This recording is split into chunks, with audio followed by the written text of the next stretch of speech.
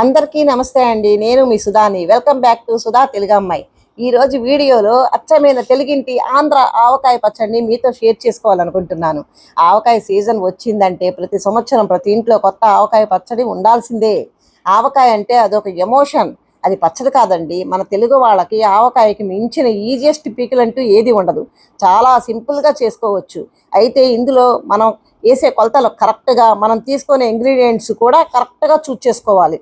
కనుక మన ట్రెడిషనల్ మన అమ్మమ్మల చేత చేసిన అదే రుచి కలిగిన ఆవకాయ పచ్చడిని పట్టేయచ్చు.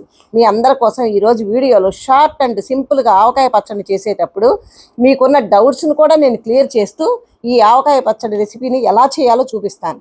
చూసేయండి.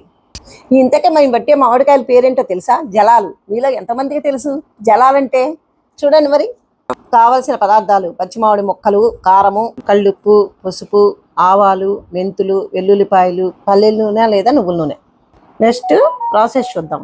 పచ్చడి చేసుకోవాలనుకునే రోజు ఉదయాన్నే 2 లేదా 3 గంటల పాటు ఎండలో పెట్టుకోవాలి. కళ్ళుప్పు, ఆవాలు, వెల్లుల్లి, వెల్లుల్లి అరగంట చాలు.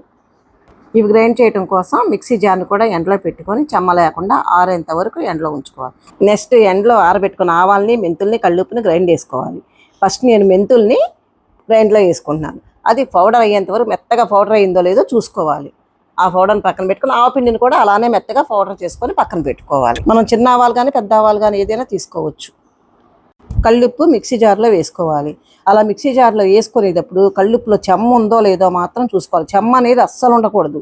చాలాసేపు ఎండలో ఎండబెట్టుకున్న తర్వాతనే గ్రైండ్ చేసుకోండి. సో మనం ఆవకాయ పచ్చడి కోసం కావాల్సిన ఇంగ్రీడియంట్స్ ప్రిపరేషన్ చూసాం.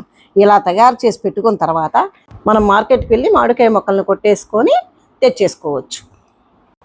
ఈ వీడియోలో నేను 2 కేజీల మామిడికాయ మొక్కల వెయిట్కి కొలతలన్నీ కూడా చెప్తున్నానండి.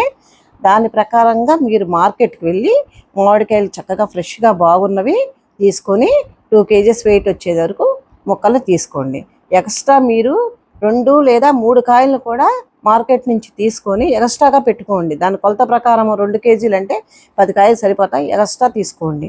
తర్వాత మామిడికాయలు తీసుకొని శుభ్రంగా కడిగి తడిగుడ్డతో తుడిచి ముక్కలు కోయించుకొని తెచ్చుకోండి ఇంటికి.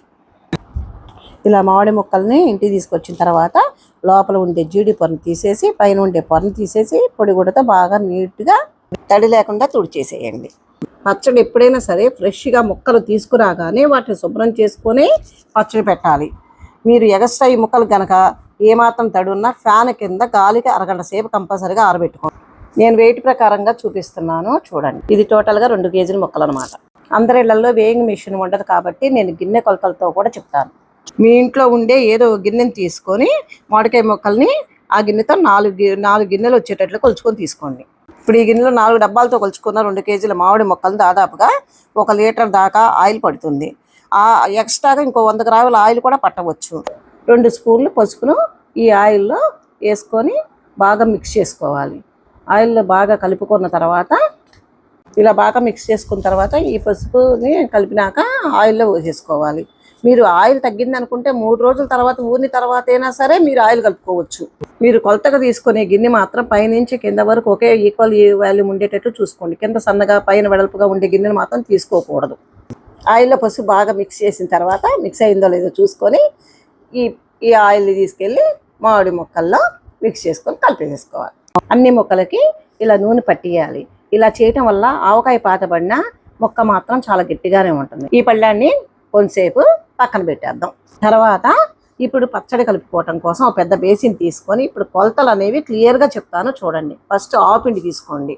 ఆవపిండి వచ్చేసి 150 గ్రాములు తీసుకోవాలి. ఆవపిండి తక్కువ తినేవాళ్ళు 100 గ్రాములైనా తీసుకోవచ్చు. అది మీ టేస్ట్ని బట్టి ఉంటుంది. ఆవపిండి ఎక్కువ తింటేనేమో 150 గ్రాములు, తక్కువ తింటే 100 గ్రాములు కలుపుకోవాలి. మనం ఈ ఆవపిండిని మనం ఏ గిన్నె అయితే కొలతకు తీసుకున్నామో ఆ కొలత గిన్నెతోనే 30 వంతు ఆవపిండి వేసుకోవాలి ప్లేట్లో. ఆవపిండి అంటే ఎక్కువ ఇష్టం లేని వారు హాఫ్ బౌలైనా కలుపుకోవచ్చు. నెక్స్ట్ కారం అండి. వెయిట్లో వచ్చేసి 300 గ్రాములు. గిన్నెతో అయితే నిండుగా తీసుకోవాలి. ఇది పచ్చళ్ళ కారం అండి. బాగా స్పైసీగా ఉండదు, మోడరేట్గా కూడా ఉంటుంది. కారం బళ్ళారి కారం అయినా సరే, గుంటూరు కారం అయినా సరే, ఈ రెండిట్లో మీరు ఏదైనా తీసుకోవచ్చు. ఎవరికి ఇష్టమైందో వాళ్ళు తీసుకోవచ్చు. తర్వాత మెంతిపిండి వచ్చేసి 2 టేబుల్ స్పూన్లు కలుపుకోవాలి. వెయిట్లో వచ్చేసి 20 నుండి 25 గ్రాములు వేసుకొని కొలత ప్రకారం కలుపుకోవాలి. తర్వాత ఉప్పు వచ్చేసి 350 గ్రాముల దాకా కళ్ళుప్పు తీసుకోవాలి. అదే గిన్నె కొలతలతో అయితే 30 వంతు ఉప్పు తీసుకోవాలి. తర్వాత 100 గ్రాముల వెల్లుల్లిపాయలు తీసుకోండి. ఒక గుప్పుడు వెల్లుల్లిపాయలు తీసుకొని మిగతావి మిక్సీ జార్లో వేసుకొని కొంచెం బ్లెండ్గా ఫోర్స్గా వేసుకొని కలుపుకోవాలి. ఇలా మిక్సీ చేసుకొని వచ్చినాక ఇందులో వేసేసి మొత్తం కలిసేటట్లు కలుపుకోవాలి. ఇప్పుడు ఇవన్నీ కలిసే విధంగా నిదానంగా మిక్స్ చేసుకోవాలి.